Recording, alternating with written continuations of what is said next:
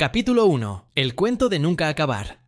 Había una vez, en un mundo lleno de promesas y desconfianzas, un país que decidió cuidar lo suyo como quien esconde su almuerzo en la mochila para que nadie más lo toque. Primero lo nacional, proclamaban con voz fuerte los líderes. ¡Cierra las puertas, que nos invaden los tomates extranjeros!, gritaban otros. Y así, casi sin que nadie lo notara, nacieron los aranceles, impuestos vestidos de guardianes patrióticos. Podrías pensar que esto es solo otra clase de economía, pero no. Esto es una historia. Con héroes que no lo parecen, decisiones tan torpes que rozan la comedia, y una moraleja que, como siempre, nadie recuerda al final. Los aranceles son viejos, más viejos que las monedas. Desde que alguien intercambió una cabra por trigo y decidió que su cabra valía más, ahí empezó todo. Pero avancemos unos siglos. Nuestro primer acto tiene lugar en Estados Unidos, en 1930. Allí, dos congresistas, Smoot y Hawley, apellidos que suenan a polilla y archivo, firmaron una ley con un objetivo sencillo: proteger la economía nacional, subiendo los impuestos a más de 20.000 productos importados. Creían que así el país consumiría lo propio y salvaría los empleos locales. Lo que no imaginaron fue que estaban construyendo una muralla económica, con dinamita en la base. El mundo respondió como suele hacerlo, con reciprocidad vengativa. Europa, América Latina, Asia. Todos empezaron a imponer sus propios aranceles. El comercio mundial, que ya estaba débil tras la caída de la bolsa en 1929, se desplomó como un castillo de naipes en medio de una tormenta. La Gran Depresión, ya de por sí dolorosa, se profundizó. Las fábricas cerraron. El desempleo se disparó. La miseria se coló por las ventanas de millones de hogares. Todo en nombre de una protección, que terminó ahogando al protegido. La economía global, en ese entonces, era como una gran orquesta sin director. Los aranceles actuaron como tapones en los oídos de los músicos. Todos intentaban tocar su propia melodía sin escuchar a los demás. ¿El resultado? Caos, discordancia y, al final, silencio. ¿Te parece que esto suena muy lejano? Pues escucha bien. Cada vez que hay miedo económico, los aranceles regresan. Como zombis de políticas pasadas, vuelven a prometer seguridad y terminan devorando oportunidades. En la segunda mitad del siglo XX, esta historia se repitió más veces que un villano de caricatura. Argentina, por ejemplo, soñó con una industrialización cerrada al mundo. Terminó con industrias ineficientes, inflación y deuda.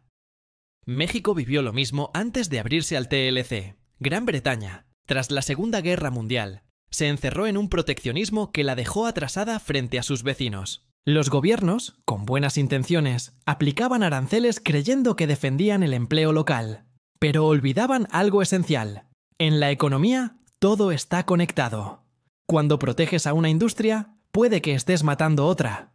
Cuando subes precios artificialmente, perjudicas al consumidor.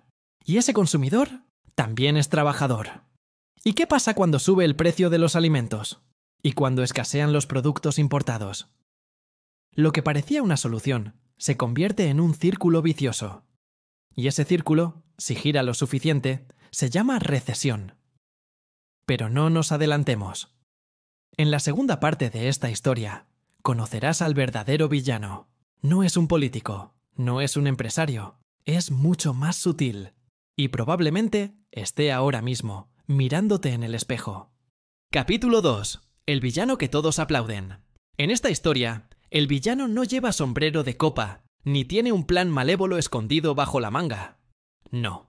El verdadero antagonista se llama buena intención. Esa que dice: compremos solo lo nuestro. Cuidemos la industria local. Cerremos la economía y seremos autosuficientes. Suena noble, ¿verdad? Como una canción patriótica. Pero en la práctica, es como querer navegar con el ancla clavada al fondo del mar. Los aranceles, en teoría, protegen a la industria nacional. Pero en la práctica, son como un paraguas con agujeros. Crean una falsa sensación de seguridad mientras el agua se cuela por todas partes. Porque sí, protegen algunos empleos, pero destruyen muchos otros. Imagínate una fábrica de zapatos que florece gracias a un arancel, Pero mientras eso pasa, una tienda de electrónicos que depende de insumos importados cierra porque no puede pagar los nuevos precios. Lo que se gana por un lado, se pierde, y a veces se duplica por el otro. Y aquí entra nuestro cómplice silencioso, el consumidor. Ese que quiere precios bajos, productos variados, calidad y acceso. Pero también exige empleo local, soberanía y producción nacional. Quiere todo. Y cuando no lo obtiene, culpa al extranjero. El proteccionismo nos pone en una balanza imposible. En un lado, el deseo de identidad y autonomía. En el otro, la necesidad de competir, comerciar y cooperar. ¿Cómo equilibrarla? Nadie lo ha logrado del todo. Pero lo que sí sabemos es esto. Muchas economías que se hundieron durante la recesión comenzaron a florecer cuando hicieron lo contrario de lo que sus políticos les recomendaron al principio. Cuando bajaron los aranceles, cuando abrieron las puertas, cuando dejaron que el aire circulara. Alemania Occidental, tras la guerra, apostó por la apertura y la cooperación. Japón, después de décadas de encierro, se integró al mercado global y revolucionó la industria. Corea del Sur, con exportaciones como motor, pasó de la pobreza a la tecnología puntera. Claro, no todo es perfecto. El libre comercio también tiene costos. Pero si algo nos enseña la historia, es que los muros, en economía, rara vez detienen a los verdaderos problemas. Solo aíslan. Solo ralentizan. Solo postergan lo inevitable. Entonces, ¿provocan los aranceles las recesiones? No siempre. Pero como mínimo, son grandes cómplices.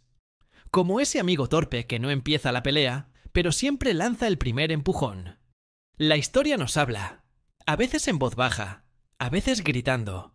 Y está en nosotros escucharla, porque quien no la estudia está condenado a repetirla. Y también a pagar más por su arroz. Si esta historia te dejó pensando, si quieres más relatos donde la economía se convierte en una aventura, donde los datos se mezclan con decisiones humanas y las cifras cuentan secretos, entonces, suscríbete al canal, dale a la campanita y comparte este video con alguien que aún cree que los aranceles son escudos mágicos contra los dragones del mercado global.